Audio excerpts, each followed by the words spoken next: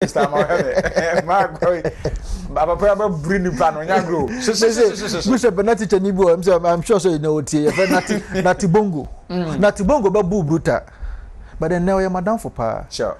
Now, teacher Ochremo. I mean, all these people, when they are coming to class, they don't announce to you, say, ye be you, ye be mental. Or drew class now, so everybody stand up.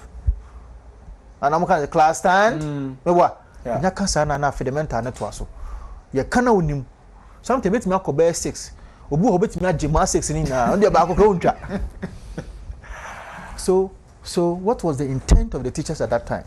The intent of the teachers at that time, they say, Nkodanu, we are training you people to be warriors. Okay. We are training you to be soldiers academically, to be competent academically. What you say?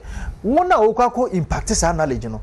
You don't think that we should also train you and we should also test your capability with respect to how quick, how smart you are?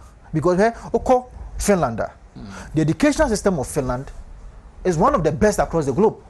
You have professors, doctors, those with PhD. I'm going to charge you at the primary school. People with PhD and a charge you at primary school in Finland. And that is why most of our people know, and I say most of the young guys or maybe university, if they want to go and have their masters, so many more US in the UK, no, and they want to make sure that Finland no alcohol. Most of our people have been going to Finland. Okay. Why? Because the educational system of Finland, is one that is unmatched. And when you look at the structure, now share the way clearly, Wontumi guys saw the master school or Finland primary school. No, you cannot. You cannot. In the end, how do you say the qualification will have to be say who you will teacher training what? My young test so near who say because the outro school no. I know they were church for now natural and wakotro. No what? Na omoche young koda na the junior high school no. Go through BC na. BC one set questions. It's not why. Is it why who teaches them? So the why can trauma there. No why can trauma there. Sure. But okay, that external exams, and that is supposed to grade you as how smart, brilliant, or competent you are to be able to proceed from junior high school to senior high school. Same applies to senior high school to university. And I don't see how a teacher for with the minion anymore. I mean, so the my people teacher that we are senior high school. We go shame or freso, universal. But the same what you. But the son would do a so-called junction. That time, my spiritual father, Father James Owusu, in China, I'm a friend is a people teacher for about 1.5 years to 2 years. It means to be a teacher, in fact, me university, my first job I'm here, maybe university first job I'm here, Azaria, senior high school, or Utafo. Now I'm a commerce and elective mass teacher. So I'm a teacher by all standards. But I have no doubt in my mind, say, teacher near. You say, but trust of her near test your capability because you are going to impact knowledge, A teacher for my Minister, the proposals be about English, math, science, you focus on subjects, so the baby me a boom. Now, a subject also does. Do you think, say, baby, I don't know, bit mark could be a boom. Now, your subject name moderate, bit me as a comediama. And Quran dance subject be brave, but at the end, it will have positive impact on Quran. And okay, we share the new curriculum now. You review now. That is what we did. In those times, the more a day, we say religious and moral studies, and social studies. A bear one. Okay. And I think say woman a DB I have forgotten. A bear one. And so I'm my G most of the subjects. I know say when they are also going to roll out a year CCP. You can CCP a common core program. I know you implement and I say best start at the junior high school, which I know say a best yana ketwa and I say be mana ketwa as the number of subjects I used in our very junior high schools na from now you introduce BB to say French and no. And so I don't have any problem with that.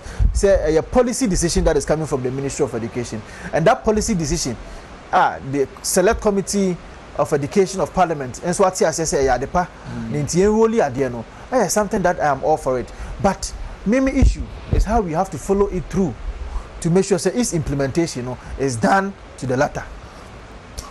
Okay. I was for Ora I call Vincent as a MP for Old Tafo Pankrono about 1 person.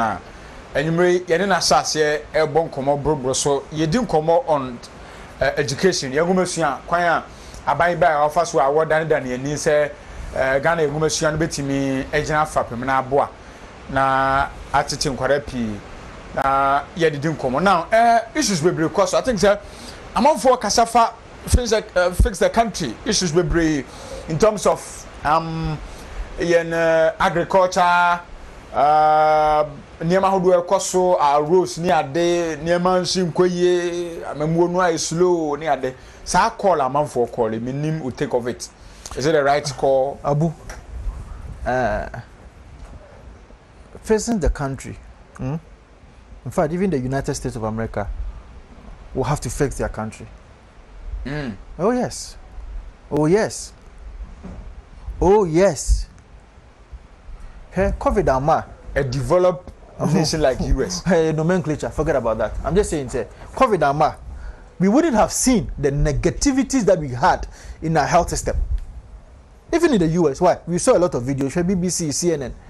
A lot of videos you could see people sleeping outside. They were not even having beds. But that's all United States of America.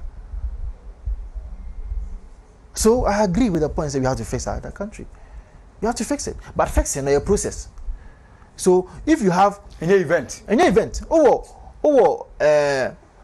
with Pokiase, I'm showing you one of the ways that we have been fixing the country. Interchange Pokiase. It costed the nation $289 million. One interchange, bigger than circle interchange. $289 million. Now circle interchange. Okay, and so cost $269 million. What I say? But Pokiase interchange, so $289 million, inclusive of Obechebi Lamte interchange and a Tamale interchange. So what it means is that 3 interchanges, $289 million. But one interchange, which is circle interchange, $269 million. What does it tell you? 5 years, 8 years down the lane, interchanger, and that's Sika John Dramani Mahama, who is the former president, His Excellency. And the year one interchange of circle. Yeah, the Sika no interchange is me, sir. How much more can we fix our nation? Because omo kasa asem no ejeti omoto they are corrupt to the core. John Dramani Mahama and NDC4 they are corrupt to the core because you cannot convince me as to how what they $269 million I one interchange with the circle interchange. Then we have used almost the same amount of money. And that's a little over that amount of money to do 3 interchanges. What is the Tamale interchange? Whoever thought? Tamale Benya interchange so soon. No, whoever thought? Because Tamale is not so much of a busy area as compared to Kumasi and Ashanti region. Whoever thought? And now you interchange. And among the good people of Tamale.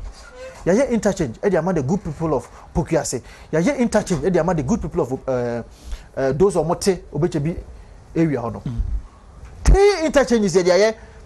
Sika for 3 people, and I say, I did more back here for 3 interchanges. Then, how much or how more can we fix the country? We have fixed the country, or we are fixing the country through the corrupt practices of the NDC, which we are correcting them.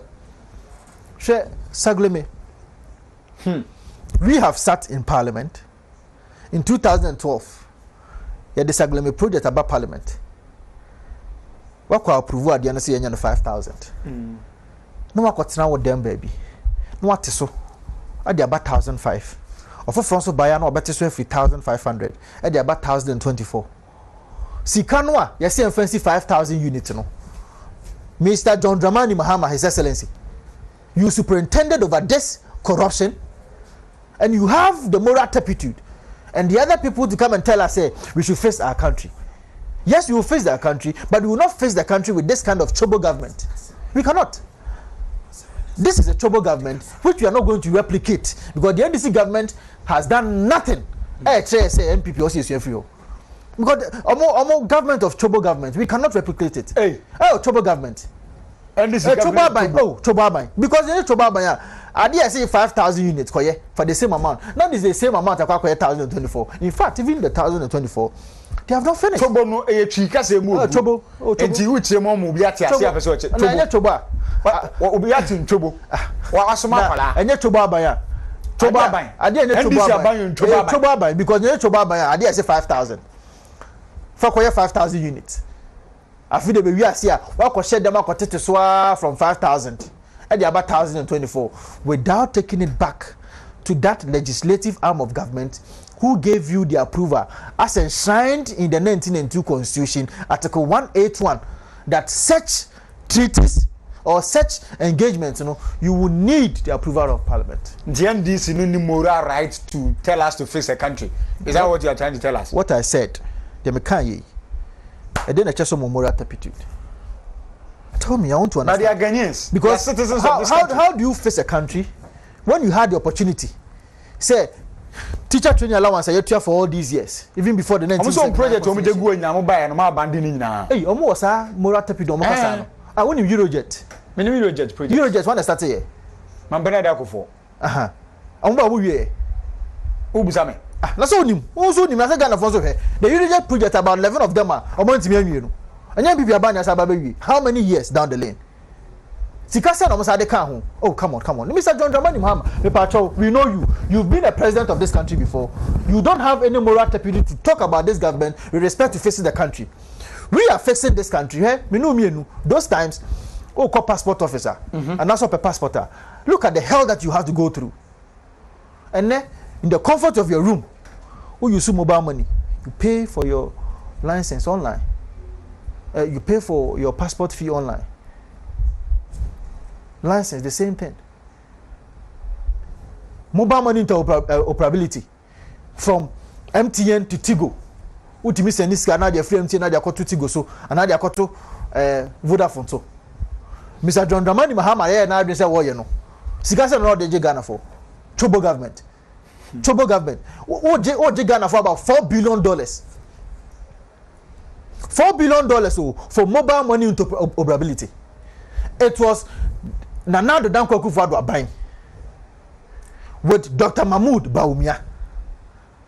Or no, and the buyer Fedia who say, I didn't know more than $4 billion.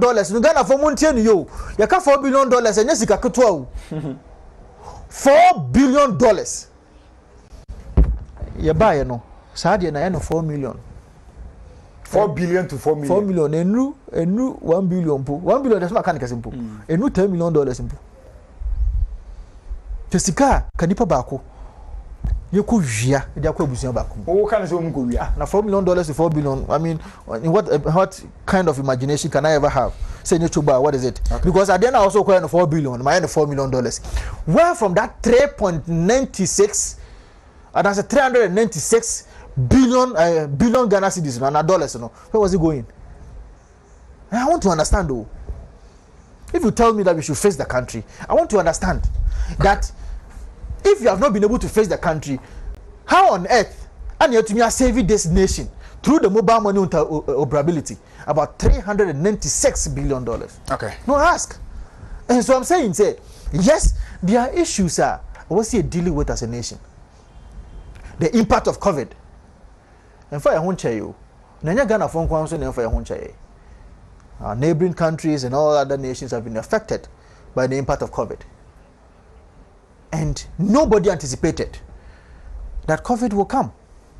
Because before 2019, the economy was doing fantastically well to the extent whereby the comparative analysis from what we had, and I said in 2016 and 3 years on, we've changed the fortunes of this economy. We've changed it. And we change it through the economic fundamentals, where inflation rate from 15.4 to about single digit inflation, where the economic growth they buy 2.4, we had raised it to about 7.6. a friend say interest rate. Then I'm about 32. Yeah, they buy about 24. You can't say because oh can say and I say interest rate no say dey. Wo call drum no and I call banker okay say interest dey more 32% no. Say 32% near the bar no. MPP are buying you more 32% bio. You more 24. These are savings that you've made. And if you say we are putting money in your pocket, we put your money in your pocket through these ways. It is a to bottom or bra won't your best school fees. And got 2,000, 8,500 I'll be year free bottom. And to Korea will me from water for consistency. 1,500 and 2,000 and be year free bottom. And they could tear or ban school fees. No, yes, this can day and sanction. So what does it mean? We've put money in your pocket. Interest rate and Kaoko Bobosia and to Korea Bobosia, the Akakoton. Yes, 32%. And a banks now water for the mamma. Sir, Sikanwa, Kaubetiano, and then from 32%, they're about 24% the amount, now 22% the amount. Okay. What does it mean? It means we are fixing the country. There cannot be any better way of fixing this country than changing the fortunes of our economy and making sure that Ghana can be one of the best countries with respect to education, with respect to agriculture and industry, whereby we are having an assembling plant, Toyota, Sinotrack, VW, okay. Ghana. And I have no doubt in my mind that 2024, inshallah, the new patriotic party will break that 8. And we are breaking that 8 with the fortitudeness, with the strength, and the anger of the Ghanaian youth. And we are going to fight to make sure that the MPP will win government. Echo Vincent Asifua MP for Otafo Pankrono constituency. And Busia for Madame Waba. Na me ba ya to aso e de free enko ba bia na de asie kire no e krom amanfo bi twa ntro bi na abrantie bi efe no Mugabe ntro bi a wotwa no me koba na mabechima che enko ba bia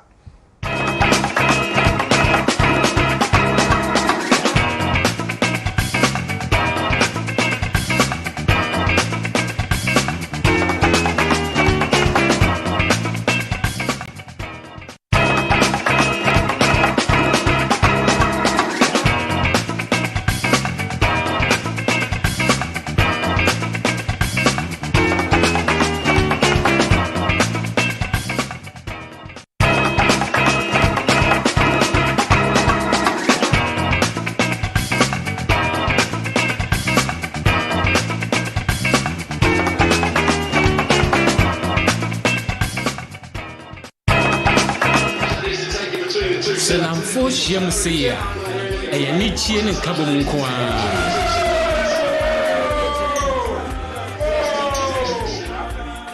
Sarah Suna Adolfo Shimwa. What the Eniche Kai wanted to a brabo munkanko.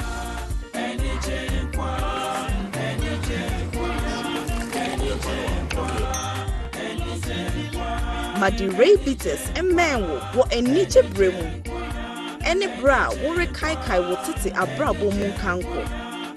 Lawson Duray Bitters a quality product a free Lawson Herbal Center. Abibrimu ha macro gin na wodi ayo. Nomne Nsem wonso mani pa woni fie du wotu. Ense se apemfo no. Sa wo pedodo atu a frɛ 0248619999 ana 0242133577. FDA age edwede nkrato yi atomu. FD ahwehwe edwade nkratuo mu agye atum se eye alelelelelelelele capito biteso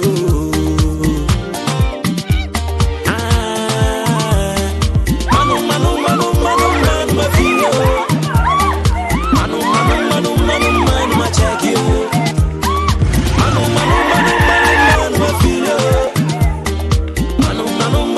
manu machekio.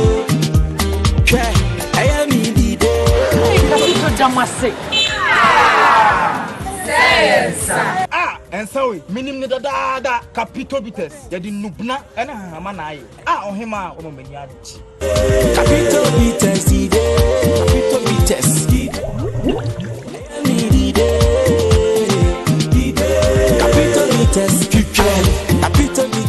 capito bites no menyanse won toma nipa oni fie dunwotwe ensese apemfo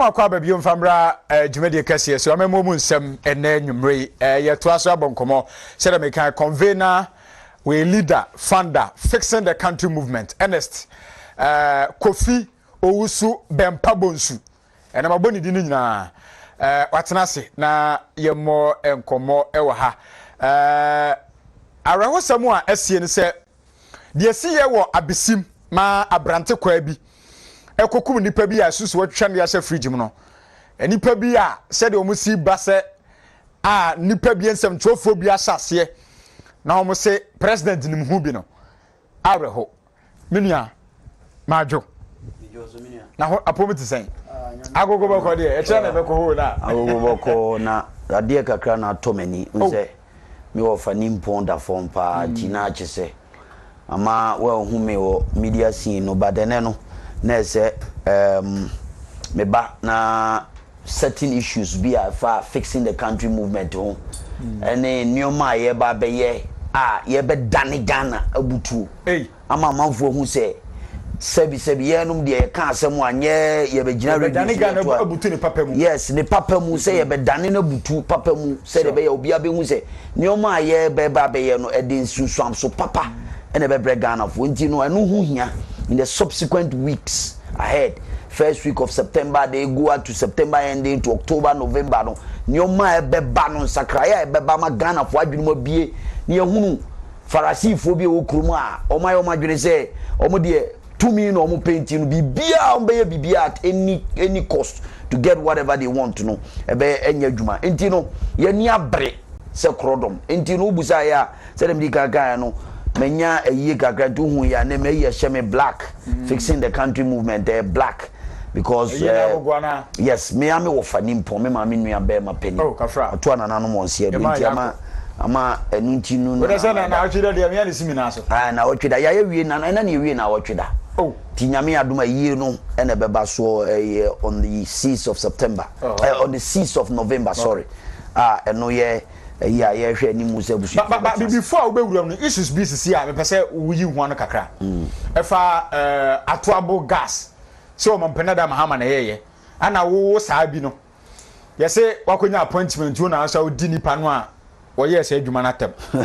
Mugabe ne kasa se me ni manu ya I don't want to glorify him but no, I'm not saying to glorify but the statement of which kind I want to set the record straight. Okay, say first of all no me kama watifu nyina te se ye beda mo asese mo nya akwanya na mo hwe na to set the record straight unim history you try to distort facts and go out there ne okay cancel because propaganda no aduane ekofo mu die one let's set the record straight the NDC ebetra ban mu over 18 years who discovered oil when discover oil in Ghana MPP. No, President Ben discover oil Ghana. Jonah Jekungufo. Oil exploration. Any blueprinter you did discover building gas planting na. J. Kufo had that blueprint. Everybody should go and check. It takes only nincompoops and on the candy omokam. The blueprint was there. Opa, met me work of President Kufo. Accra. Now President Kufo my history no. It is there. President Kufo Nankasa amami history every Ghanaian I know at that time he said there was a roadmap it says ye baba extract gas from Jubilee oil field this is what we going to use it for to build a trouble even Grano baby I know see the gas plant was not supposed to be at a trouble it was supposed to be at one of the areas in the western region Benazim kakra they call Atwabo Benazim that was the proposed plant project. I hope and there's only that trouble about phase 2. Phase 2 also is in the pipeline. And another don't go kufuado baba bisi. What you say? Etino say obia free or now aba. Now uba be follow the road map. Ni pa discover oil no so gega say. Je kufo no discover oil no one. Mama on ni sika moboto no de sign. Oya exposure am de be ba bonten aba atoabo plant no. Sika doso po mo wia wo ho. Ukwa wo yam be so. Sinopec deal. They shouldn't dare us. They shouldn't dare us. And this is for the US can. Mena make a Tuabo gas plant. Deal omne Sinopec sign. See the two abontia. We young be show. And almost young face can. They say and I make catch on say they shouldn't dare us. Over there in the coming weeks, fixing the country movement. They are deep ban, maybe no, because we will put pressure on the old Attorney General. And the new Attorney General say, I don't think no matter siama corrupt individuals or more NDC mu. Oma bomb mine, I sell mine, I do mine sika sama koche atwe. Remember examples bebre. What I say? Omu gusune na ho. And then Mahama Chimenya the effrontery. Ebe catch Ghana for say, or no, God forbid, it will never even happen. Say, or no, to me, be didn't say, or bet you people for good. Look at this. Because, yeah. What did I catch on? I say, it's fixing the country movement. Yes, so we are MP. No, I did double salary. Now we are NDC MP. Okoje double salary, all record no anymore. We'll make sure we petition Parliament, we petition the court, we petition the Attorney General to make sure. So we are president. No akwa Airbus huda. I'm a husikasema ba. We are going to the Hague. We are going to anywhere. Any embassy, Britain, America, they're fixing the country movement. We'll make sure say we hold leadership to accountable. Say you see the idea with the if you're not the ones number fee. So we'll see and fixing the country. Pokwasi interchange. Argentina, you better a question say, Mimia as if what kind? $289 million. Yeah, there are 4 interchanges. Oh, Ghana, Abubu, sure. Now, a buy biaba or no quality $260 million as a circle interchange. We will probe. Say Argentina contract you demand so sourcing. Now you Queiroz Gavallo, one of the company or the most corrupt company on a Muhammad circle interchange man. You better question that. Then those nincompoops now mutona or muye dedeno. Mahama and when you dedeno El Casano, we will hold leadership to accountable in this country. Okay. See, I better started from somewhere because Ghana is here and fix here. There are people who destroyed this country. Omo the Ghana sika etwa to pray. Ya maomu leadership for Ghana. They were not able to hold leadership and they messed up with the Ghanaian economy. Eti na no ya beka ho asebupra. Eti so be say yeti kroma na obi na si atoabo gas plant. You be go into details. Sign opes, amount of money sign and the come. Yeti kroma mama any Equatorial Guinea, Ghana gas. Ya kosa contract say omumre LNG gas. LNG gas ne another form of gas itimi compress it. Almost sign $2.5 billion. Mahama time $2.5 billion. Akufuado buy or the same contract yes I can renegotiate here. Yet so my $1.5 billion. And this is the man who is talking. This is the man who is telling us say or no mum and the effrontery. What you say? This time round we are going to set the agenda. So fixing the country movement. Yes, say, the only swadi want to say, ye nim say Ghana, the entire ye mind way a kufuado bre, our mind no entimin konanim, a kufuado, COVID-19 yen sabuakwa, any nyoma, utwidi ya komano, and peniphobia babe disika in the previous administration. Ama omudo mind sika sem atwa dencheche, your president tibia, okoto plane Airbus huda. Ako PM wo English abrochimam ama yesi ni nua edi mu bi ama hu sunsanso aba ye bebusa questions ye be kwa abrochimam ni aka say asem no mu di ye na sunsanso ye pese Ghana authorities no ye put pressure on them say demonstration kra na de be na do dan kwa Kufuado no make sure say John Mahama say jail kra eso okọ na what your man sika de na eso ye and what your man sika na na mo a Airbus and Kwa alone should take Muhammad to jail. Airbus alone should take Muhammad to jail. Any country, go to Yugoslavia, country or Asia, Nakobusa, Petrobras, a company, Queiroz Gavallo, Cruyao, or Muhammad don't be circle interchange. Brazilian president was in jail because they. Let me tell you what Queiroz Gavallo did. Mami more example no here. Omoko Diga, ever contracts be in Africa. Okay. Now, Queiroz Gavallo no company no Omoko court, high court in the United Kingdom. You know what they said? Or say they pay juicy bribes to secure contracts in Africa so that they can pay government officials for a return of contracts. What does Mahama? Mahama didn't see anybody but only Queiroz Gavayo. And Okofo Omo be a circle interchange. Tie the coloration. The same Queiroz Gavayo no. Omko since a contract in some African countries be Emma Obiang Google no check your friend Petrobras scandal. Ama eno efa Brazilian president eko den fiase Brazilian president enei or den fiase mfie 9 Ghana had the other yeah banana republic ana and they allow ma this thing go on your president be ya boni din e wo sikasam wo abrochimam ama ya jade tra because attorney general no ye wu the oye previously the oba ye no ye wu the na ekoso eti no ye ka kire authorities no say omampani bi because as a set example sure the youth of this country fixing the country movement you best set the example and will put pressure say if it means say you be move over 2 million youth on the street you be move say they be making sure say Mahama should be prosecuted for Airbus scandal. Yes, because it's very important. What about other officials? When you the shenanigans Mahama nya the shenanigans because say or no tienio or no nyame na dom no benya power obechi Ghana for MPP mpanifo bi agum first time in history president bia ni wa ba Ghana ha corruption born no che Mahama ye friend king of corruption ye ka dwirim ne keta ahye ne proye ne kankan a adore nse no kobo the big question say na mon prosecuting if truly he is corrupt mama ka cho he now so we are Ghana sika dey on am hoye dey say na make sure say attorney general is there na make sure say special prosecutor is there no dey dey be ye adwuma Siraj is there asema make ka cho dey say me say ye dey be ye adwuma but ye in the youth of fixing the country movement ye adwuma ye ba be ye ni say ye be make sure say sa Airbus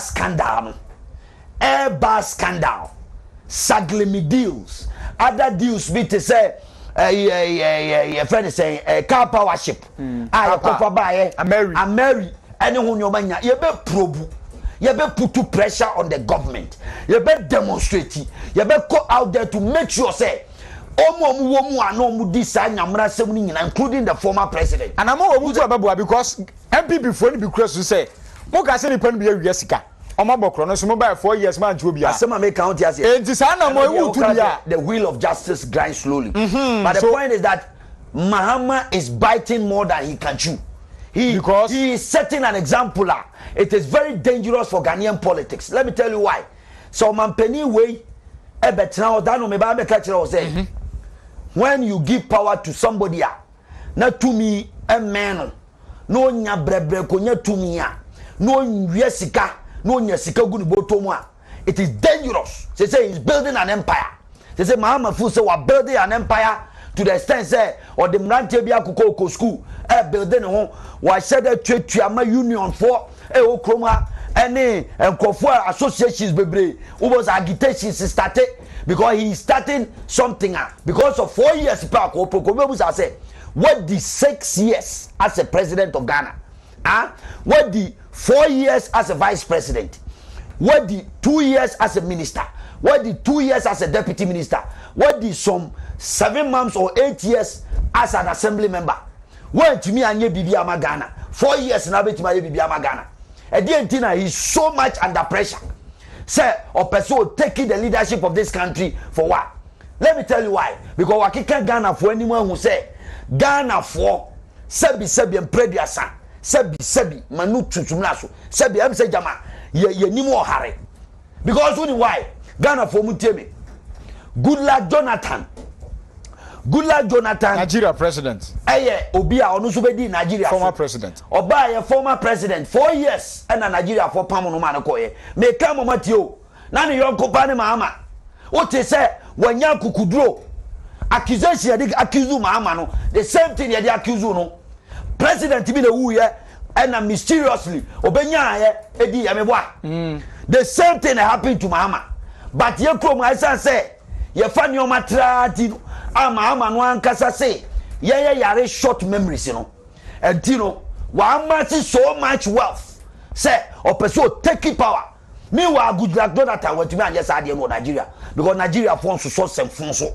Nigeria for enso so semfon so Ghana yes ye passem so asem nanka mahama benya kukudro so peso ba amene wo tiesi abonten accuse akufu adu aban we say corrupt la ilaha illallah alhamdulillah rahim mi ti bi mpani nsem da ti bi mpani nsem da only in Ghana now share development papa we mahama ema ne ball Ghana for say the Johnson aba akoko na abandon project na no mo fam sanso so abandon project ben abandon project on say bi ni ache what's Eurojet project hospitals how do yeah ukoye project na o de prices and katasem ukoye legal issues any nyoma ekosu nyina no mo say contract dubious contracts na aban a onim nyansa owo a paper value for money no abedi sa we achi na abebo Ghana foka busa de mama de baya amo my Ghana ka busa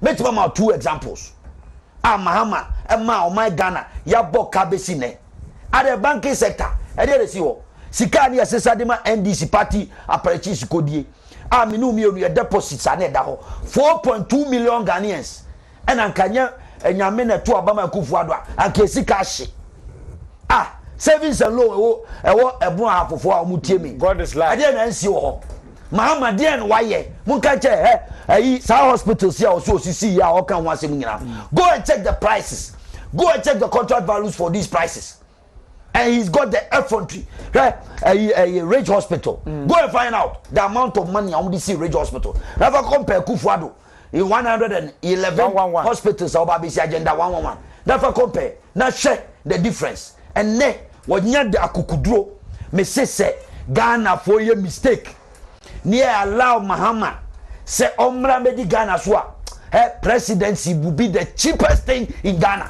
the president Cronphobia be the president. Me say me the American. Me say Ghana for. Say mu mistake. Na say 2024. Ye ko ye mistake. Ni ko to abama mama. Me say jujanchie bia be the president. Cronphobia be the president. Because this is what happened in this country. I mean no nyina ni twa. President Ben Abagana from Buzia to Kwame Nkrumah to Nana Addo Dankwa Akufo-Addo. Yabo ni di wa brochire. Say wakodi ja ama dream biaba e wa aeroplane hoda busami front page of the time the Sun newspaper you google na ni ma se poto eti abofo no mo hwa no mo sere madam for broni or a journalist for England or catch me plain say what is happening to Ghanaians? Don't you have any other opposition leader to come and contest Nana Addo Dankwa Akufo-Addo or any other political party in this country? Is Mahama the only candidate that Ghanaians see? This is a white man. Not Ghanaians. No, Ghanaians. Or not for say no nisi karo they capture NDC. Say NDC no on the tier omo bill omo ko toilet kro no tuaka. Enti no obi antimi cha. Mahama the tier of course NDC for then be omo ko be bia toilet omo be num su omo be da o omo be de o Mahama the tier. It's a fact.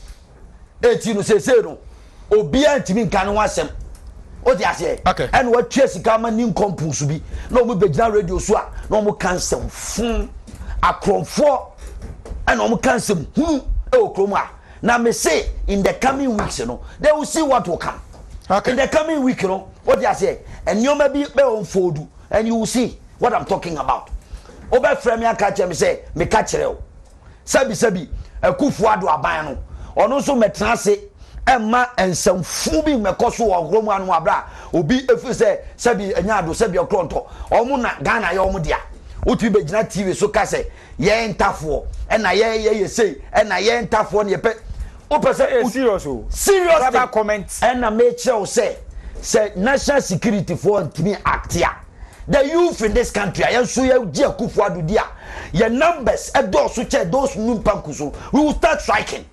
Sake yesa musume tuma trekromu a said ya mumu sam wo nipa no yensu ye wo nipa ye bet ediga o me Owusu Bempah my demonstrations throughout ye betima move over 2 million people on the street to make sure say yensu be dealing with them say yen transe mamusu mu ma say ya ban sa na mo pese ekono sa na mo pese ekono okromu a ensam fu bi koso okromu a yen kan ho asem o ja se ne na me ene mami ka se mi jo me ne me nuanu mu di nkomo na me ka say and the sports o me the way example almost say Cristiano Ronaldo free Juventus Manchester City. Alex Ferguson pick a call, just a phone call, and he's changed all the deals. And the guy is now with Manchester. Ask me why. You know what? Listen, I'm sure free. Listen, I'm sure free when say penny uni penny a due. Sure. Say penny wo fie na sebi impredu asan. Ye bu penny a. Penny timi shi fie to 2 fie ma fie ye. Na ye ti krom anu. What you say? Your penny bi wo no mo a. Waye no ho nankarefo. Enkwala no o hye enkwala kutupa. Ena enkwala kodi nsamfun. Na nka sebi Ghana ha.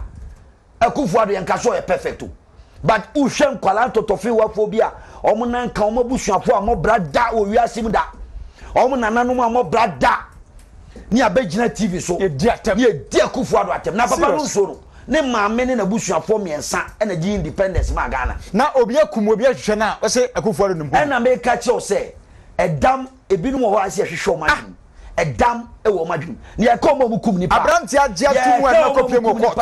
Ya ka omo kum nipa omo busuafo no omo ni mo omo di omo chi no a omo jeje omo so medi president no omo ni nipa omo kum omo Ghana eti ye me so be gina bonten enka dabio se youth no ye ni abre o omo fu so omo mabunu a ye omo di omo pa omo fa pentope ni anyina ho ni ehwe omo mabunu o Ghana ha ni ehwe omo akukuduro o Ghana ha se ye ni obi di si anipa first ni aya adwe say wa ban mu na gentry na nkrofobity office we MPP appointee na to office no obi gu aban no ansori ama me kasa ama me cheche nsemu a in the fixing the country movement ya no obi kan. Okay, I'm telling, listen, no men can okay. We are sounding this to everybody say sure. And sempa e wo wa say kan ema Ghana ni ba bia hu say and sempa o yet kromo ama useless people eti kromo ama aban mahama aban fun tantan we mahama aban fun tantan we ekosi Commander Sugar Factory Commander Sugar Factory ya hunu ya musa ya rasa achematen say omu ko crash sugar efra broche ne bae receipt ni da Ministry of Ayo Commander Sugar Factory go na journalist fobi omu mpa ban we asem ni akogina ho ni aye report Commander Sugar Factory is spoiling na ye tete abam ni ete won ye hwe omu ye timi kasa and church nyomamu and church conform who say this is what happened under a mediocre leadership a on really Ghana home na ni bottom ni na fu and obedie na no me ba dia me ka cho abanya e so 2017 Akufo-Addo ba power 2017 the personal aid no aton Toyota Camry ama ono ho aka one day ni aso Akufo-Addo on no aton to abamu panifo wo mahama ho a ekoje double salary amote parliament and then Akufo-Addo abamu ye lose parliamentary seat fentokwa no mo kuno parliament ho adentina those MPs you know they are walking free and they are talking and throwing words about see to memo e be fix your mind ana nyemra de dey aduma sure emra na che bia na why is it that we are allowing people to just go through a free ebi ni de mahama ye no se mahama say yam fix your mind no a ya ti ase ye ni problem eba si dwa no a okodi ye no e ka fixing the country no e your mind Ghana sika one cedi kura and na mahama so and you lose one cedi kura no a you must come and explain to us. Okay, he must come and explain to the people of Ghana why Oma yeda esumu 4 years ema okofo innocent Ghanaians ewuye mahama person cheso odwe Ghana for ho chenye innocent people including my uncle me wofa nimpon na nadu asabre owi because of dumso etino ye the youth of this country ye ni no obika because kabana no ko ye omani ye ama nyinam kese anyinam kanea etwi ko nanimu a ebupra anko man Ghana nyense Akufo-Addo obre yo anyense Akufo-Addo obre eti ye ba bebusa those questions he must tell us the youth of this country yenso ye the fixing the country movement ye pese ye ko ye nimu na aban we fix o man no we must reflect on the future the history of this country they see ye adano. Okay, we need to ask, we need to help people accountable, we need to hold people accountable, and that is what we are going to do to highlight Bine etino Ebine say sure Ghana Oh, your president, oh, swear oath. I have friend presidential oath. Mahama by Obeswebi. Now, me baby read that presidential oath to the people of Ghana. Say, President Mahama ebe swear presidential oath. What you say presidential oath. Me pese me bie. Na Ghana ni bie hu. What you say presidential oath.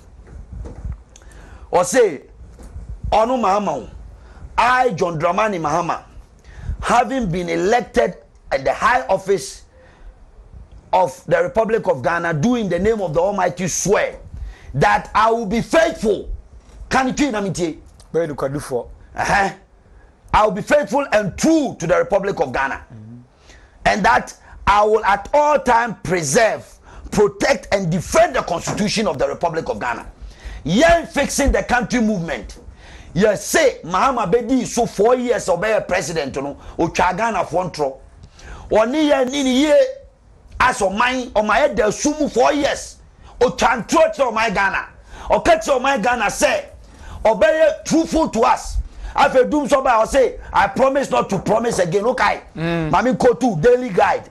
17th June daily guide 17th June.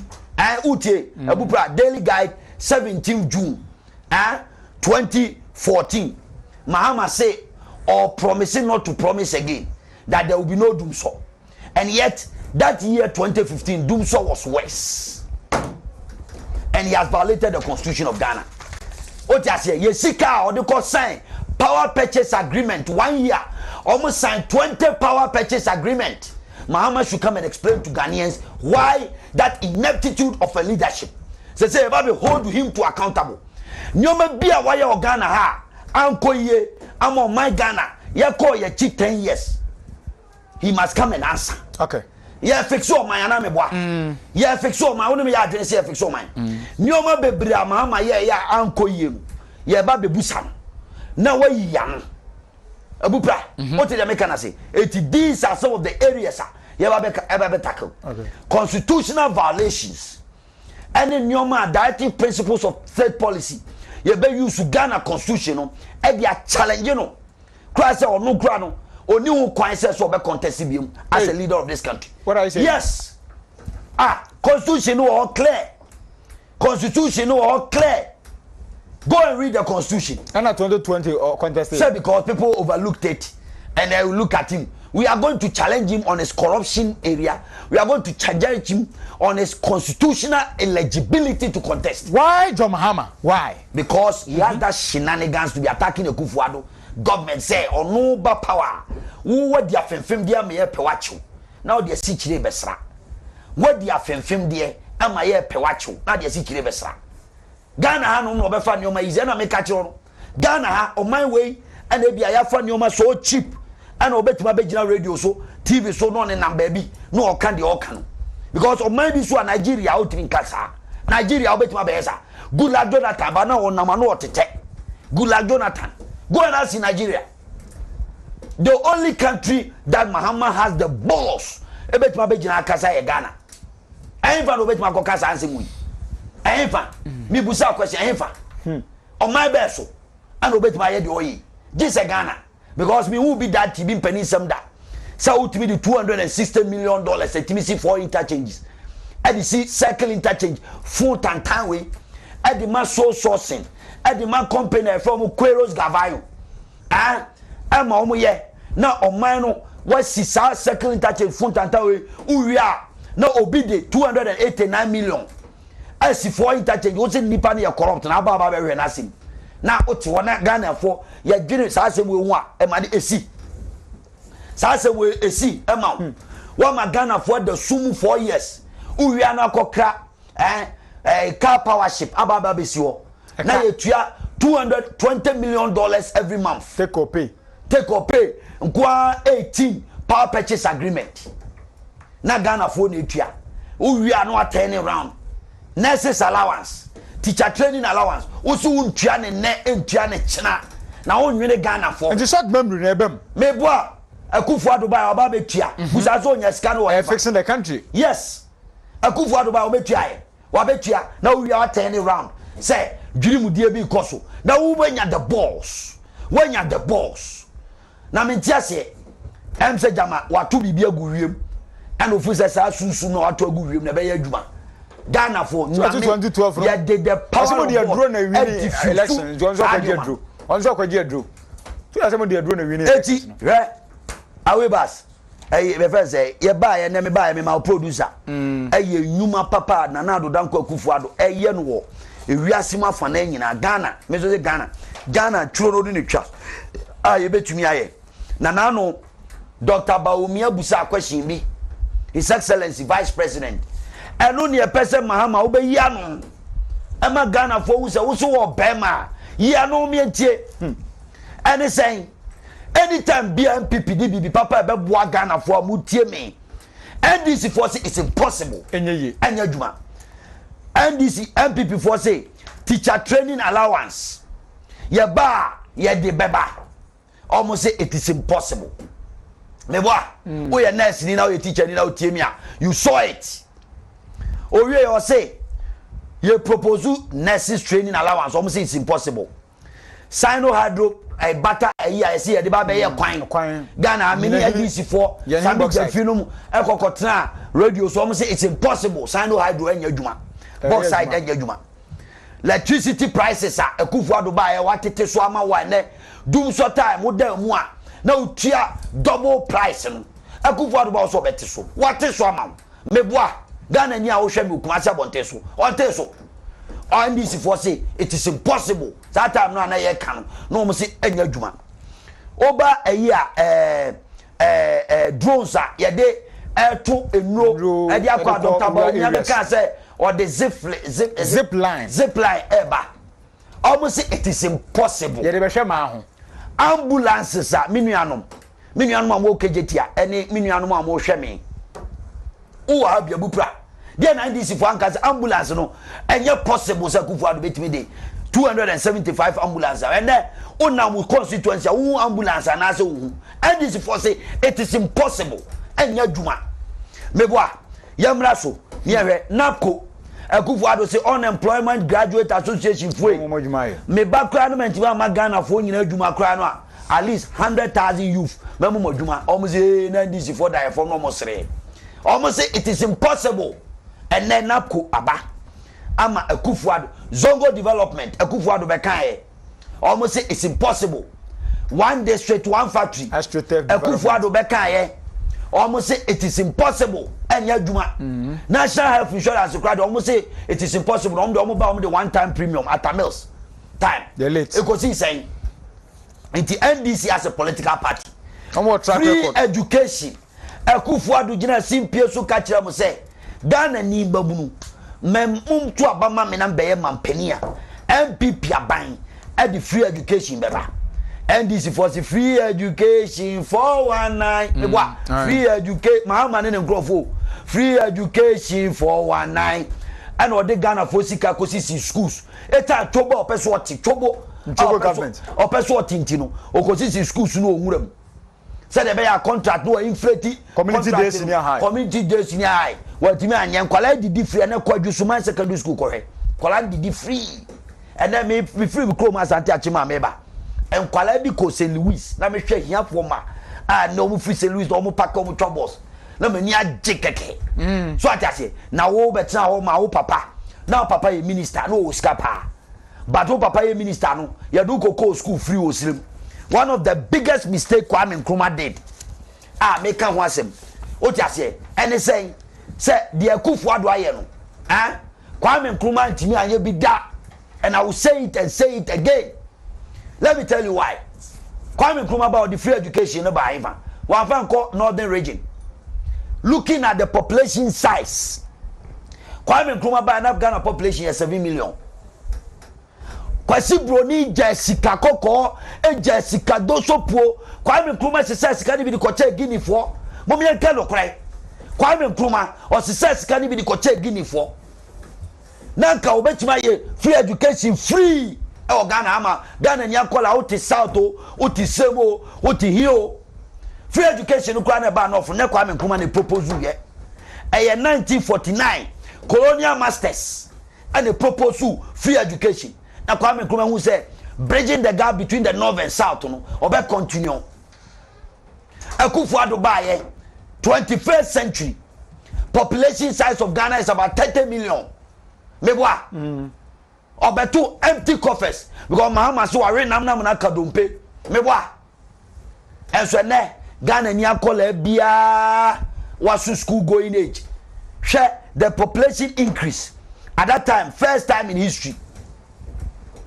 and kwala nya access eco free education and ne ye ka ho asem NDC for say na nya possible etimi ma amenom me nuanom a mo hwe ye mamu ntie de Pharisee for no kan na could read the Bible or se mo hwe mo ye o Pharisee for ne Sadducee for mo reka ho Pharisee for ye nya mo Ghana eye journalist for bodam for bia o mo betra radio so mo kan sem hunu tro and o mo ka these are the facts share America 1920 and o mo propose free education President Jefferson Roosevelt and or the bill no call parliament and then where the America ye Akufo-Addo ni so adi hu eso na Ghana for nyina moama MPP timi state power what you say from 2024 going na mo hwe the Ghana be mamu ntie the naysayers na mo nya mistake because social intervention bia aba Ghana bia MPP aban go and check all social intervention they should mention one and this from Fabi Mada they say they should mention one and then social intervention I see na certain insurance on the door you see that absolute journalist for mumu can be you should put him down and ask questions obi a generalize BB no be quiet a pilot what is the difference what are the buy leadership is about taking the necessary risk sure and doing the right thing Akufo-Addo or the free education but cabinet meeting na ministers being preso say too early and next the abua Ghana for and the Bontoliase for nkwala atimi ko school e ko St. Louis I'm so proud of Akufo-Addo Ghana for mamu ye ni allow Mahama who is hiding behind Kuokophobia for face the country for ye person say Ghana problems that certain and you can fix the country and you Mahama time na say can fix Ghana and you Mahama time na say can fix Ghana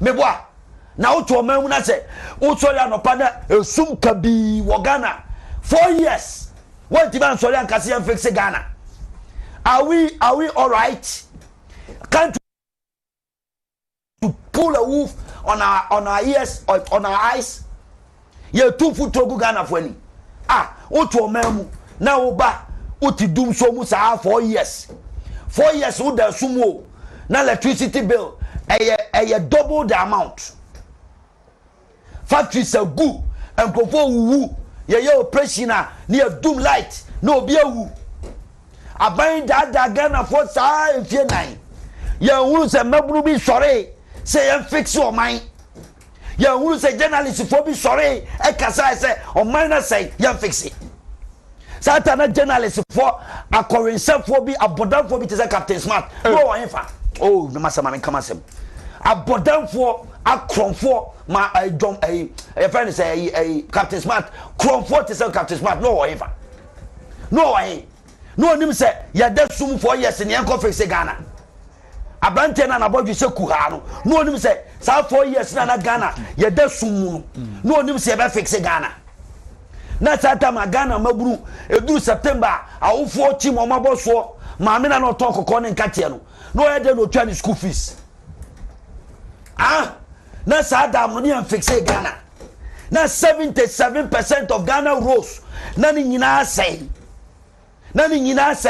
me nuanu ma wokumase a wo attest to this fact no more ni huru okosi cycle interchanger or the beji 260 million no ko beti dia si for interchanges no na sa mabunu no se be fix Ghana mi busa question nurses teacher training allowance na ya digu table so ntua ne china no a 2 months election ni na mabunu ni nim se be fix Ghana labor union me catch them labor union teacher for na ma sorry any doctor for na ma sorry na mo say mo ye demonstration because Akufo-Addo tua de be mo allowance so yetimase o ye ne wo ya adwene but ebre bi baaya Mahama se waye odwanfunu on so second on the demonstration crowd there abu no so on found me wa come front page of the Daily Graphic front page of the Daily Graphic e ma ye ka se wo ye dwanfunu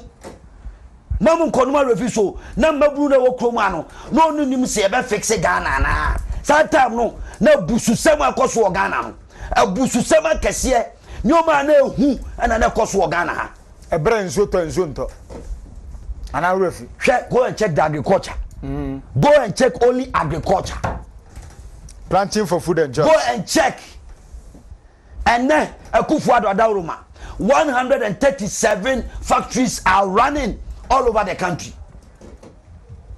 over catch me say saban we yanka say aban no 100% obi anka sa but then for let's be realistic, let's be honest to ourselves. Dear pa na ba dear na sise twodwoma se tumpana nei mabru bia sorry ese bibi kese bia si ana free education Akufo-Addo de ba mi buza Ghana for say abususem ana abususem am kam yentie meaning the same guy free education or the buy no the boni oya ne say obema Ghana mabru ko school free they said the Roosevelt year in 1920 in America aye kro kese na the boni oya no abupra bi busaw enu ntin na mabru bia sorry o mani abre say yam fix Ghana na near fix your country.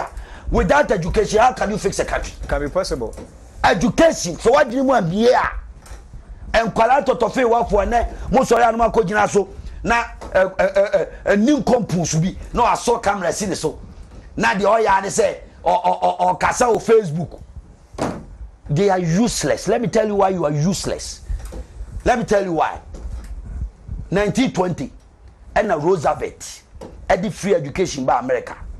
And enam so na enkwala bi efo mo say Zuckerberg you know or your American citizen and ono de na dwene e develop Facebook and no ko gina so anu aye life say Akufo-Addo fix the country we need millions of that president is a visionary leader because or thinking like what Roosevelt was thinking.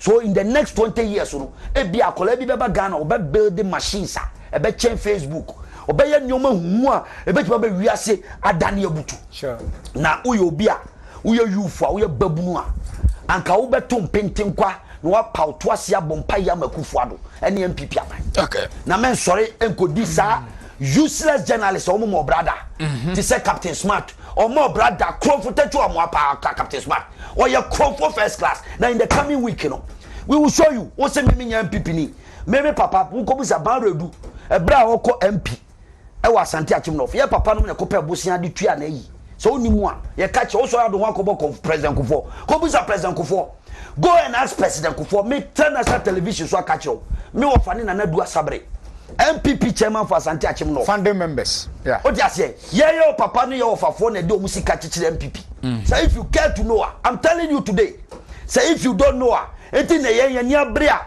say nyoma kotia ese sori ye kasa because o de chi anko akwadwane me catch them what bio say okro no na board wa Kumasi a also ya bema bra Kumasi anam no Nkozongo police station onko dey Nkozongo ye continue docket in pie in the coming weeks I will come and read all your dockets on radio useless being nin kompu like you Ghana anum na ye fa nyoma so easy kaka tismet benya kukudo abegina radio so TV so edidi president atem so do obi atem I said it's onyen di obi atem me say oye crofo number 1 book bi I kan e no confident trickster me del say we say wo Zongo police station no mo the bench warrant me to abo radio journalist book Kumasi ba say ma kan ache asoma make ache na sani pa wo bani a we dey atwam dey say character or that character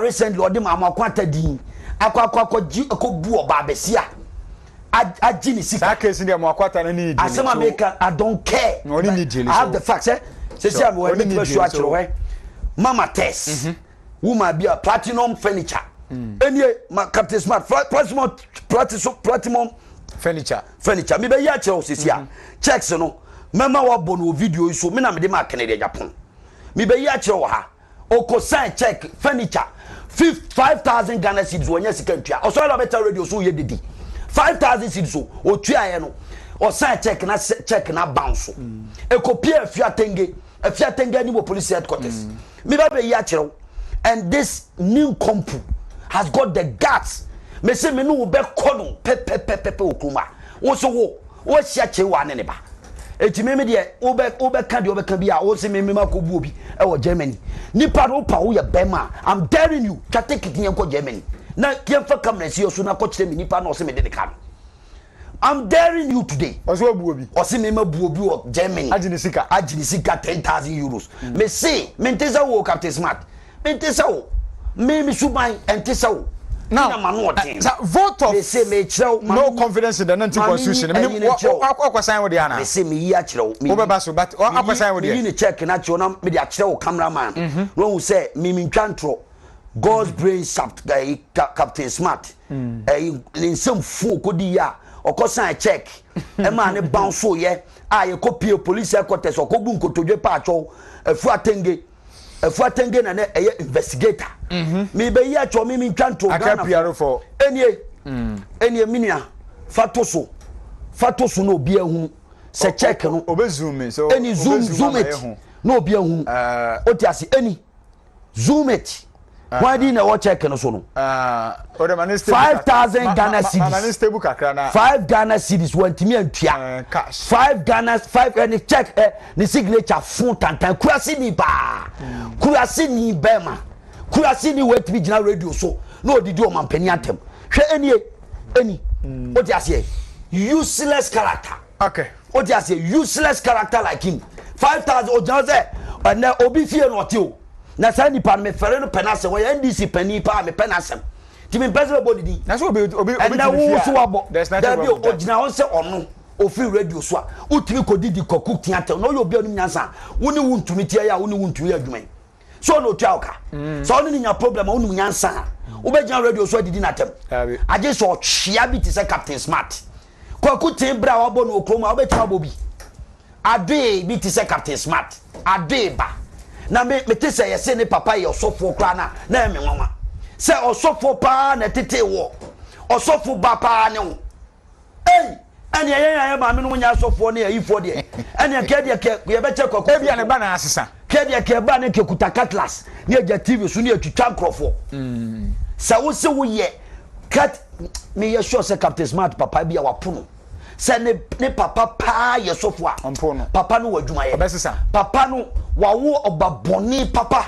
obesesa wawo obaboni me see me free studio akwa amanfo afremi if kumase a emu radio presenter de o akra they should go arrest him asoma me county dem catch onana asoma me county dem he's a confident trace ultimate tell kumase and Ghana anya obi ade wakukuduro say obu emma obu omu abrochiri emma obu omu abrochiri me say udia in the coming weeks udia also one more thing okay TV so na twa ho Fred sa tebu akokɔ dia ona kan me umi hwɛ mini time kra me de hwɛ ne program na no ye so ogina radio so kan kwasi ase wo anya onim nipa na oni ni di no ye ready pa so why o ye bema pa so ye bema uba na be ka asema me atia o so me se be free ye ko facing the country ye ko president Kufuor say we are daring him say o sorry o use president Kufuor di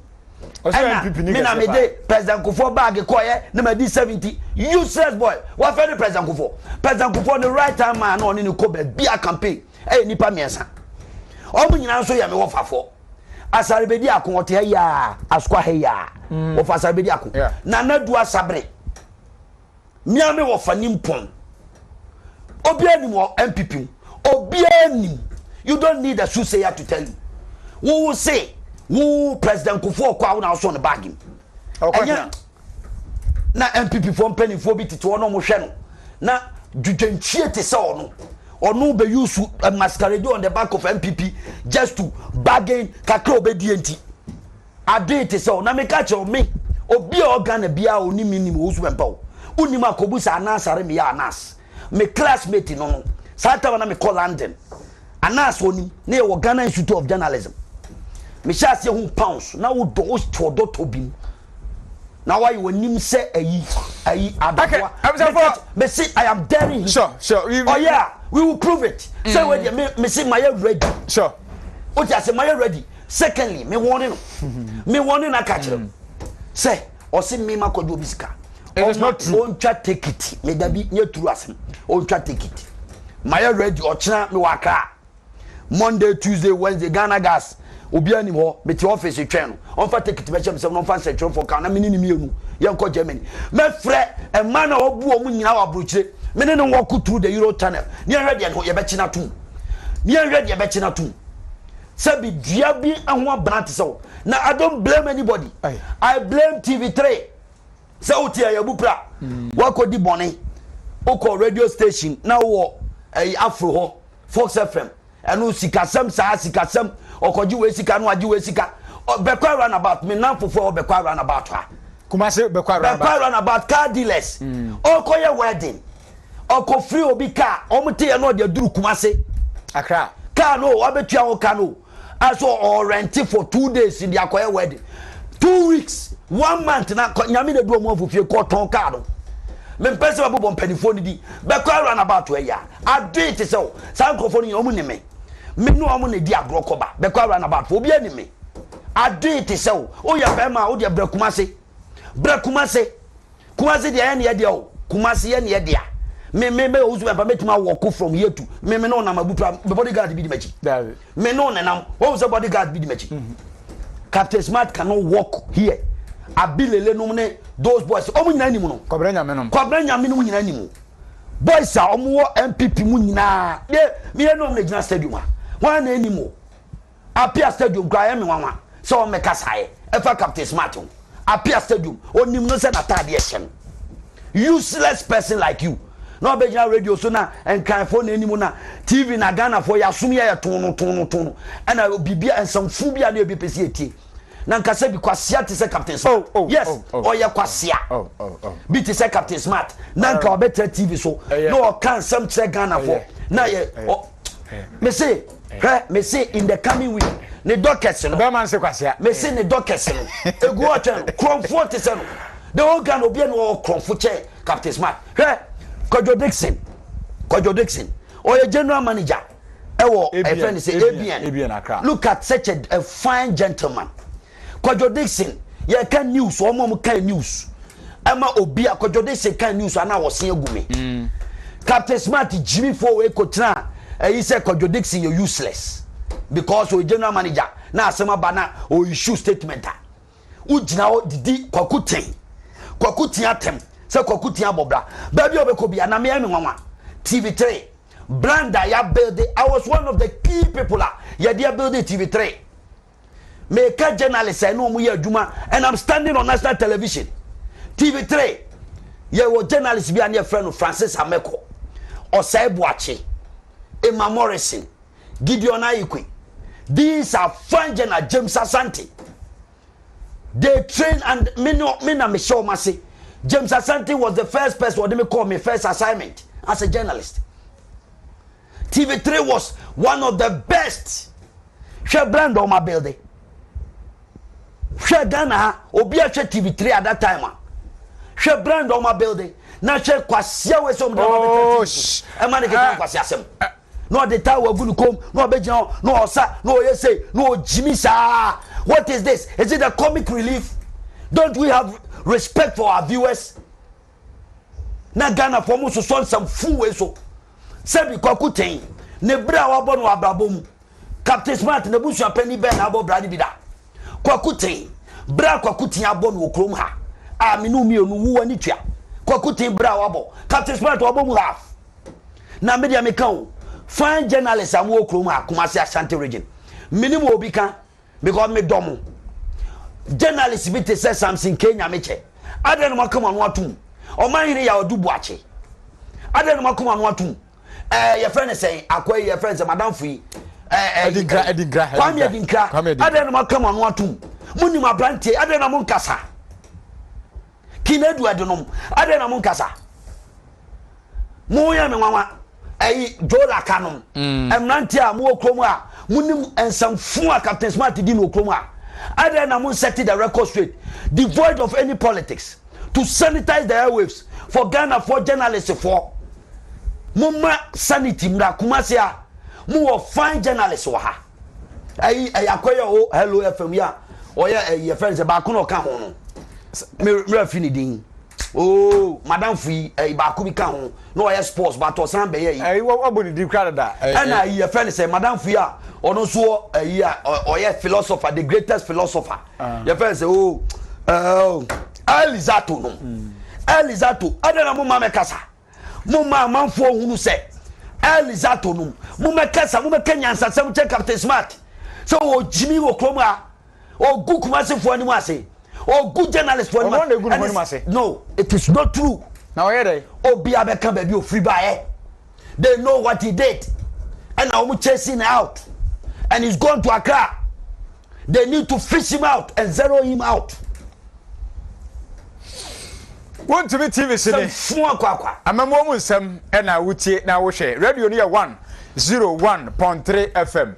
Facebook ni Wontumi TV live. Wontumi TV on Facebook. Wontumi TV on Facebook. Eba ho masna onso afrebi na ye ne wo abonko. Join Facebook si amanfo ayi rade. Ho a omno mo comment to na Ernest Owusu Bempah Ernest Owusu Kofi Bempah Bonsu. Didi no. Leader, founder, convener, fixing the country movement. And Okasan and 70 ayana eya. 70 ayana tete. But because of say democracy, and I practice it now freedom of speech, freedom of association. It's enshrined in the constitution, you know. Told me be na akwen the same Akufo-Addo and also the same Akufo-Addo radio so criminal libel law Akufo-Addo institute the buy ya and now when you radio so ekasata me da me catch me papa president Akufo ye nana president Akufo say man on issue statement don't disassociate himself from Captain Smart ogun animo ase that's why you fixing the country movement. You take an action. You walk to President Akufo and make sure say you be protecting a legacy. We won't allow Captain Smart to use President Akufo to talk rubbish. Truly say abano ye juma na of fix the country na wabwa na eniyometi ya kwasuntie nyan for support entai na na adan Akufo-Addo and the new patriotic party lechi na omon deliver 4 years the only party ebetimi deliver this country na yakwenim na yemfa for kan yemfa so project ya ye president ya okọ yemobosu bi yenka ye na from chip compound ayesie ye fix the country kwadu kro chip compound insuatre okọ insutamu a chip compound so ko ayesisie bebre kwa ebini okwa a lot more nwenwe so number 3 ntunkum so so chese these are projects president now you know no 15 chip compounds na 13 has been completed total good area at various levels of completion 50%.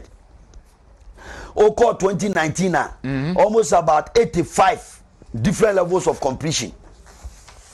Come to the western region, we Ashanti region, I'm divine. Western region projects are these are projects that are visible when you baby show fixing the country movement. Baby show these are chip compounds outside the 111 projects are baby see this hospitals. Chip compounds in remote villages just to make sure say we are confirmation one demolish all project all buzi amu time as say na ye ni nyina afofro ni nyina no wa ha oti ase na no fixing the country movement you kopie mo Konfanochi hospital na I was surprised to see say oncology department say radiology say den machine ye di hwe mojam yare bia wo mojam bia the whole West Africa be ye pie the whole West Africa Konfanochi Akufo-Addo time and ye toye esi Konfanochi obi ankonkohwe oko oncology department your ultramodern x-ray machine the whole West Africa esi ho the whole West Africa oxygen plant or Konfanochi hospital esi ho MPP for intimi mo hu dawuro nkyerɛ nkrɔfo and fix the country. COVID-19 buy and can yet sa oxygen plant or confanochia and can nipa will be nyase. And first time these projects are there. Until Beki buy obesi children's ward. What you say? Incubators in Kwa is over 1,500 and within every month. And yasem kitwa. And these are projects are visible. Okay. What you say? Road network Ghana. Road network and I'll be for course and road network Ghana. What you say? Road network in Kwa 3,500 kilometers of road. What you say? Within 2008, 2009. What you say? 2,076 kilometers within the 16 regions. About way the Sika Mako 6.1 billion Ghana cedis. And they repair roads around. Repair any asphalted and all these roads. You buy now 77% of roads in Ghana. Now a deployable state. And so now Muhammad Ababe say Green Book Maka Chega. Why Ghana? Okay, Frebrasu bi na yemfa wagenche wa hansana yeso so akwa 0322498404. Ipacho ba TV na wo hwe yen na radio no so na monitor ya TV wada ruma no lo no kura volume no ama number from se be ya ebete wonka. Fo wagenche bra ba bi yadu no ye fix the country. Wagenche ne sen kwa ba na ye fa so a ye be fix this country na etimi akore no aban no MPP aban gusu a of fix the country 0322498404 0322498403 bra na yefo agenche e wa ha first caller wudi baby akasa free. Hello, good evening. Wudi ni baby akasa free. Ahanta West within the same yentio. Mr. Owusu Bempah say wakasa na when we go from kasa for party no so on say that is what of the to sugar factory or see how to trade at the Ghana take that everything no into we also go back and say on say we go for it come up with the for it na you know bia a bit capital smart. Okay, then it's really so no the before or the movie has gone like this, so they want to be continue like this. So I could never know them, telling you you're breaking. Okay. I feel already on board here, I don't know for a woman for good. That I'm good and good one here, will be in the machine. Yeah, that's a hunter for church empire. Next caller with D baby Okasa free. Hello? Machodin baby Okasa free. Hello? Ma wone suma mo awudi baby akasa free. Hello? Obi ba JK yentie o hina akasa free. Me kasa free Kumasi bro no beso. Me wo Kenya. Yentie o free Kenya ase. Me pa so Kofi Owusu Bempah kadi nyina eye no kore. O kanensem amobie hu de President Akufo-Addo aye. Na hafe odizao kasa na wanhwe ni ya sempa ode to amafo enimono ode yawo kasa too much ba. People will tend not to even listen to what he's saying than to concentrate on the activity at OGM. Okay. Hey, yeah. So you can't to part to say so free as a check from one pono. So obia 10 million a year. Now people can stand there to question say who sika or who sika at the Akufo-Addo will be sumo. Hey, yeah. Okay. If you fujo mi nu ara no. Skola udin baby akasa yenti ato kom na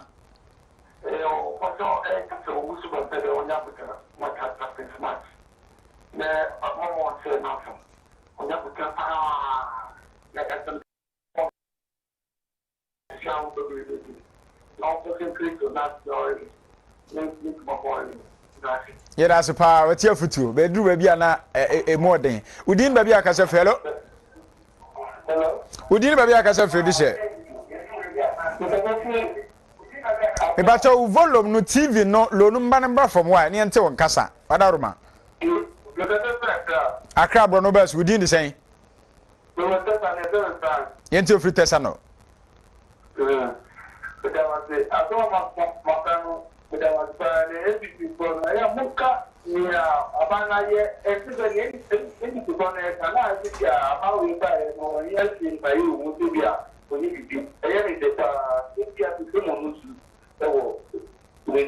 Okay.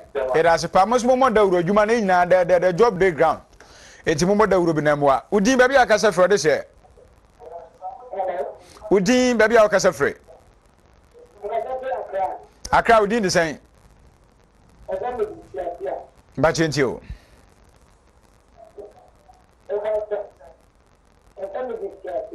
Until who achieving us why until.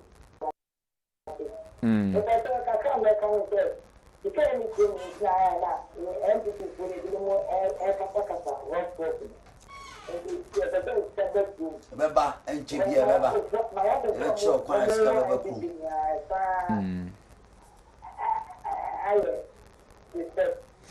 okay. Yo, minimum hours Kafasu backroom, apart from say Oyajuma. Yada says come backroom, why? Yamisha. Hello, Udim baby, I can free. Hello. Yes, sir. Yeah, good evening. Good evening, Udim baby, I can free. Your friend and I is Takwa, Nana Intio. Yeah, I'm quite sure. Because the captain smart, the captain ready, you know. Let me take to do nothing and then I let you. About your Intio, I know.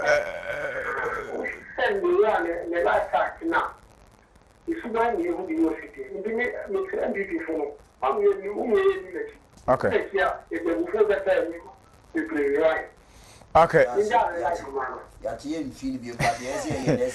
Mate, yada say Afrabaso. We didn't baby I can say hello. Hello? Yeah, we didn't baby I can say free. Yo, dear. Because I mean, because the free of what no could you afford again. My second one, I never come once. Yes, see what that is. And so we have to do anything. Okay. If you have to be fair, if you are money for me, and I think to me. Yeah, it's a cheap comparison. If you say this is assembly no honor, I think say health directorate no very soon no. Omo de enema so far as any single there the recruitment will come. Yeah, see for two callers and counting for phone. Hello. Okay. And you for phone is minia the chat word there. One or two remarks be obeyna. Make statement be na say correction. Me straight Ghana for say sebio enye se obi betra radio so say ana TV so obedi atem. Na Bible kan brebi say sebi edu brebi abu akwase ase de ne kwase asem tie no wamu no ho so enyansani the book of Proverbs. Sure. It is there. We allow mediocrity to override our sense of judgment to the extent say enkofo bi ti say ono oni credibility bia so ko advanced country a enu ti na kufu ado di free education aba no ebe kakra no people like Captain Smart will not have relevance in Ghanaian politics or in anywhere in the media space because Ghana ni ba bia no akọ school na dwuma bi he want to manipulate power for akọje free NDC for say o say youth na ba na dwene na o mu se bibi ba Ghana be kufu ado aban bibi koso na yenye bibi say na efanye ye pese expose no e ma Ghana fo hunu ne nsem hunu o kan radio so no ye yenye ya dwene ye wonsem bebre kan wa ha e hu hia ye a ye ba be kan wasem ye be sese me kan bibi no man kan ye Ghana fo fa ncheme but ye bua kwase ase de ne kwase asem tete no wa dwene say wa mu na dwene mu say o ye nyansani. That is all that we are saying. We dey nyam nam kan o tre kunkun. And I'm sure say in the Holy Quran, no, very important. Sure. So be ma obi ehunu say oye kwahwea. No amunu so oye kwahwea, no amunu so enyansani. That's what I'm saying. Okay. We didn't say anything. But apart from that, you know, yeah, say we are going to fix the country. and we are fixing it. Now we are buying nipa.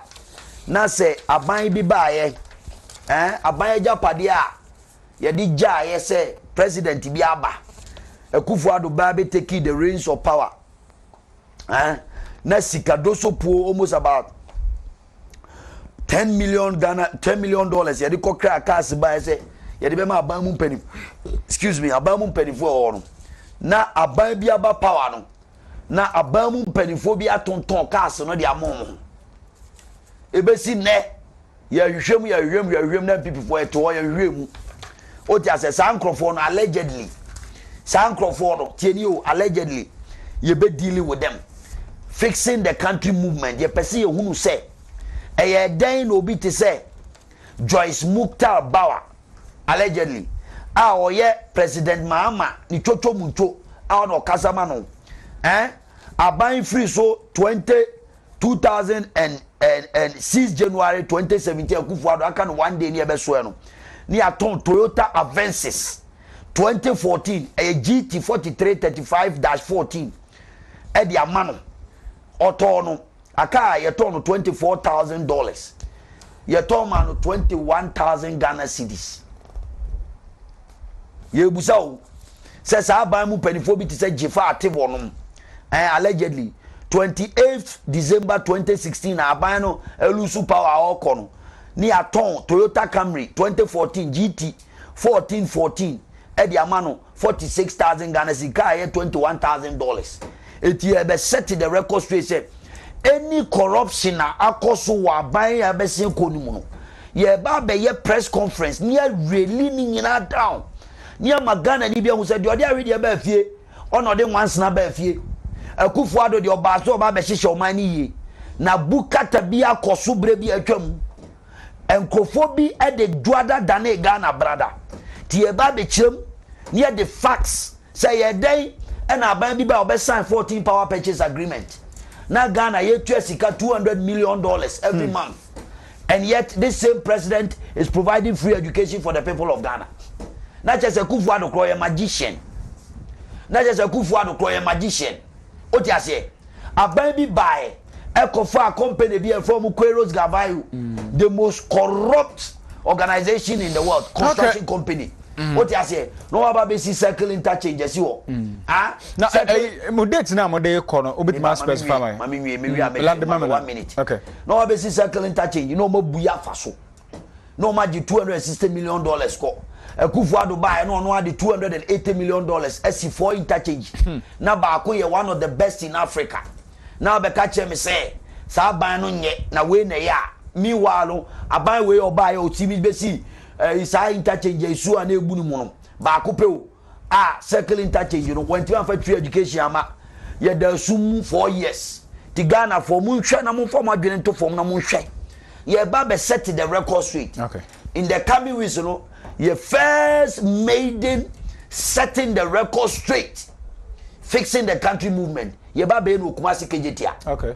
Kumasi kejetia abonten so ye tena ho ne asisi nkonwa near kenkan corruption across Ghana ha mobi ahu, and we are going to announce the date and we'll make sure say a domo e wo chichini benchen you best send the message to Mahama say this is the heartbeat of MPP and the people of Ghana supported the Akufo-Addo to elect him to become the president, and come 2024 Ashanti region will endorse MPP again. It's a press conference there. Muntabu kutuna unje di ebesi Kumasi abonteso. Okay. Ujuni mno kata session no pro ya no kankan ya wo ye no. Ni nyina ye ba be ka Ghana fo. Na wo se Ghana fo ya refuse a ye be ka ye di TV besi wa. Mo kai se Mahama okodi Airbus hundwa. Mo kai se o se nurses allowance wa amfa amamo. Ni akire de Akufo-Addo ba wa ba be. Ghana ni bia biara vili gadochi. Uba hunu nsem a e so adano na woto dem a na dum so abane ayi a kirew no hu se de nkane adundum baaye no hu se de ahotete e so ye obi operation ne adum kane a na generator ni wona nipa na wuo te se me wo fa na du asabre de ni bi ye be yi ni nyina ma Ghana fo ye be kai mo no ma hunu se wo ya wofo a ye be so a oba se o mra betua school fees na September duru so na wo ye maame a wo ti Kumasi Gejeti a wo ko tua school fees o maye miensa September duru wo ko tua 15,000 30 million within a yi na wo wie so a wadwuma gu o ma mienu o teacher training allowance bia ni ho wo wie a wasa bro nya wato atade ama o ma na wo hwa ade a wo pe ye be ka Ghana fo okay ama Ghana fo hu se asokwa sa road ye dai na eni nyina ne enta aso ye ba ye MPP abanda wo ma na hwe Kumasi town rules ya ye ni nyina ene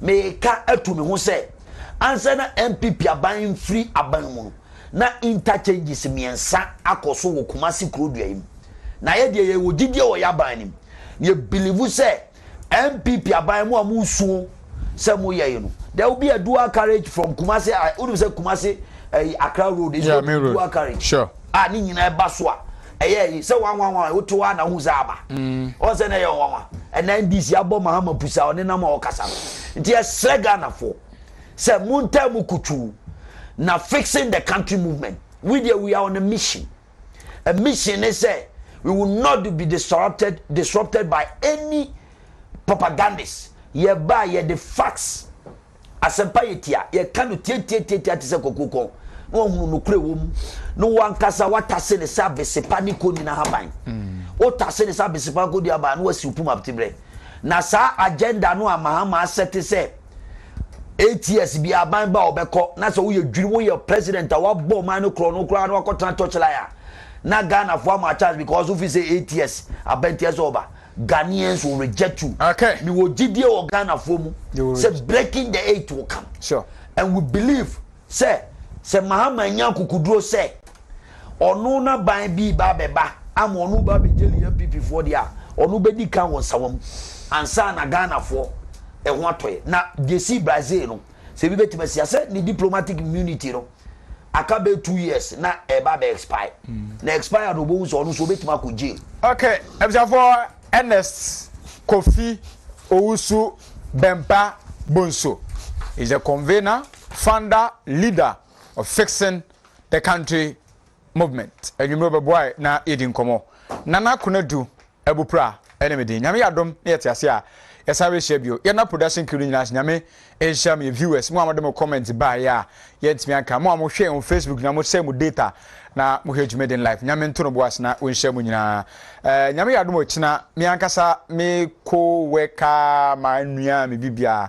Papa Ike Nsem twene kese a no wo asante achem konongo. Nyame atunsa afa no fon ase sante achem fon ase beba na Papa Ike na yi no. Ya beye amana kama. Nyasem kutu akra. Na yenti adofo na nyame yadom a yesan ebe share bio. Good evening and good night.